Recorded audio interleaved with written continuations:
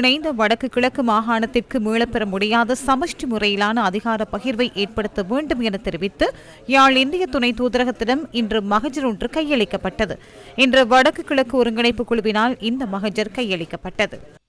தமிழ் மக்களாகிய எங்களுக்கு இதுவரை ஒரு நிரந்தரமான ஒரு அரசியல் தீர்வை பெற்றுக் கொள்ளாமையும் அதை கடந்த அரசுகள் வழங்காமையும் மிகவும் பெரிய ஒரு இக்கட்டான நிலையில் எதிர்காலத்துக்காக நாங்கள் நீதிக்காக கோரியிருக்கின்றோம். பிரதமர் கௌரவ நரேந்திர மோடி ஐயா அவர்களை நாங்கள் அன்போடு வரவேற்கின்றோம்.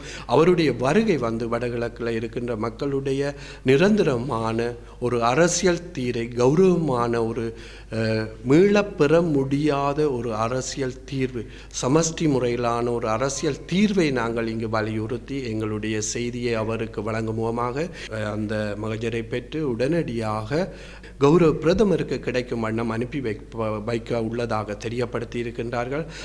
இந்திய இலங்கை ஒப்பந்தத்தின் பிரதான நோக்கமானது தேசிய பிரச்சினைக்கு தீர்வு காண்பதும் இலங்கையின் வடக்கு கிழக்கு மாகாணங்களை சார்ந்த தமிழ் பேசும் மக்களுக்கு அதிகார பகிர்வு அளிப்பதுமாகும். இலங்கையில் இணைந்த வடக்கு கிழக்கு மாகாணத்துக்கு மீளப்பெற முடியாத சமஷ்டி முறையிலான அதிகார பகிர்வை ஏற்படுத்த தங்களின் பெருமதிமிக்க ஒத்துழைப்பை வழங்குமாறு இந்த பகிரங்க வேண்டுகோளை விடுக்கின்றோம்.